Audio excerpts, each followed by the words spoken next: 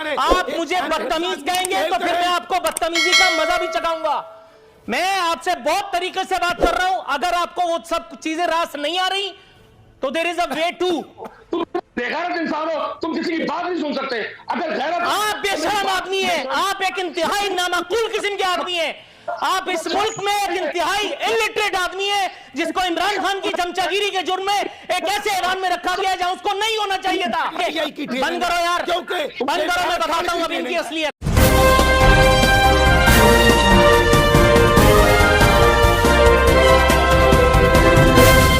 पाकिस्तान को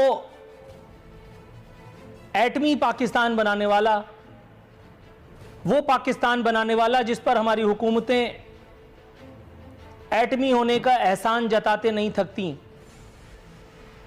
वो मोहसिन अब मनो मिट्टी तले जा सोया है। एटम बम का ये खालिक अपनी तन्हाई के हाथों अपनी जिंदगी हार गया। कहने को ये कैंसर के हाथों जिच हो रहे थे अपनी जिंदगी के आखिरी अय्याम में, लेकिन कैंसर से लड़ने वाला ये शख्स, ये मोहसिन अपनी कौम की बेहिसी के हाथों हार गया। इंडिया में जिसने इंडिया को एटम बम बना करके दिया, डॉक्टर अब्दुल सलाम, उसने उसको सर पे बिठाया। नाम नेहाद एटमी रियासत, नाम नेहाद रियासत सेक्युलर जमहूरिया, मुसलमान होने के बावजूद उन्होंने उसको सदर तक बनाया।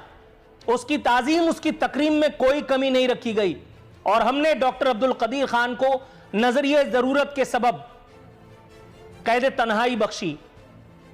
डॉक्टर कदीर खान साहब मुख्तलिफ अदालतों के चक्कर काटते रहे, मगर जाहिर है कि डॉक्टर अब्दुल कदीर खान चूंकि नजरिए जरूरत वालों के मुजरिम थे, इसलिए उन्हें इंसाफ इस मुल्क में किसी के अच्छे खान नहीं दे सकते थे।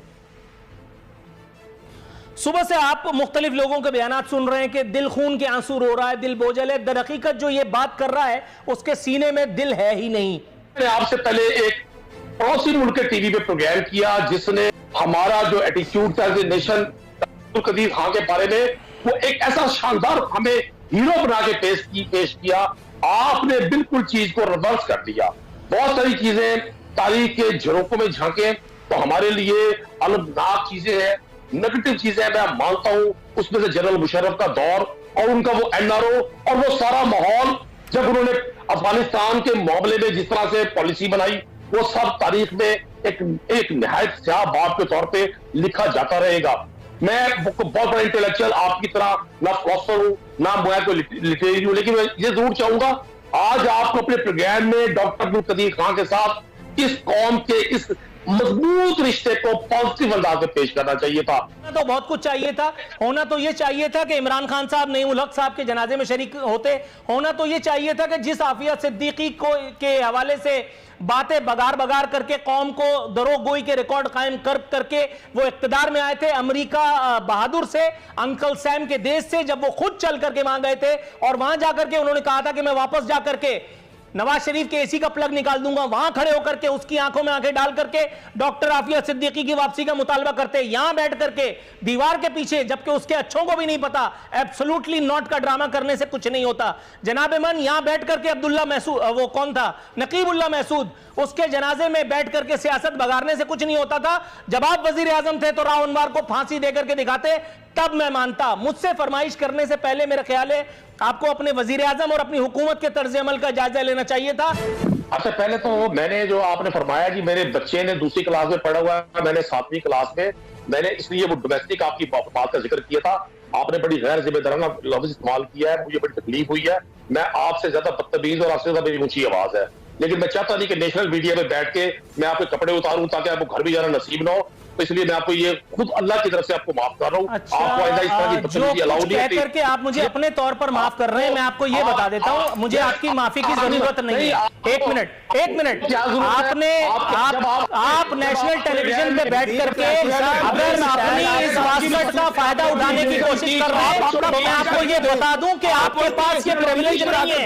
आप इस मुल्क के मुंतखब वज़ीर आज़म क्यों नहीं हो, लेकिन आप मुझसे इस तरह से बात नहीं कर सकते। आप मुझसे इस तरह बात नहीं कर सकते। आप इस मुल्क के आला तरीन ऐवान में बैठी आला तरीन शख्सियत क्यों ना हो, लेकिन आप मुझे इस तरह से ऑर्डर नहीं दे सकते। मुझे बदतमीज कहेंगे तो फिर मैं आपको बदतमीजी का मजा भी चखाऊंगा। मैं आपसे बहुत तरीके से बात कर रहा हूं, अगर आपको वो सब चीजें रास नहीं आ रही तो there is a way to. अच्छा, मेरी जितना बोला सुने और कौम को सुनने दे। ये बदतमीजी करेगा कि घर में अपनी फैमिली के साथ टीवी में बैठ के अलाउ नहीं आपको बात करना। नदीम कुरैशी साहब, मेरा ख्याल है आपकी फैमिली आपसे बहुत ज्यादा दिनों से दूर है, इसलिए आपके दिमाग पर थोड़ी सी कुछ चीजें जो है वो चढ़ गई हैं। आपको इख्तिदार का नशा रास नहीं आ रहा है। आप भी मेरा ख्याल है कि इख्तिदार की इरादारियों में आकर के अपने हवास खो बैठे। आपको समझ में नहीं आ रहा कि मैं आपसे क्या कह रहा हूं। अगर आपको मेरे प्रोग्राम में नहीं बैठना तो आप माइक उतार करके जा सकते हैं, आप ऑफ कर सकते हैं प्रोग्राम, लेकिन मैं आपको ये बेहूदगी करने की इजाजत नहीं दूंगा। आप याद रखिए कि पहली मर्तबा आप मेरे प्रोग्राम में मेरे साथ आकर के बैठे थे, अब आप मेरे सर पे बैठ करके बात भैया करने की कोशिश करेंगे, मैं करने नहीं दूंगा। वो सारे इदारे जो आपके कहने पे हरकत करते हैं, आप जाइए उनके पास जाकर के रिक्वेस्ट लगाइए, आई डोंट माइंड, लेकिन आप मुझसे बदतमीजी करेंगे तो फिर आप जवाब में बदतमीजी ही सुनेंगे। तुम बेगैरत इंसान हो, तुम किसी की बात नहीं सुन सकते। अगर गैरत, आप बेशरम आदमी है, आप एक इंतहाई नामाकूल किस्म के आदमी है।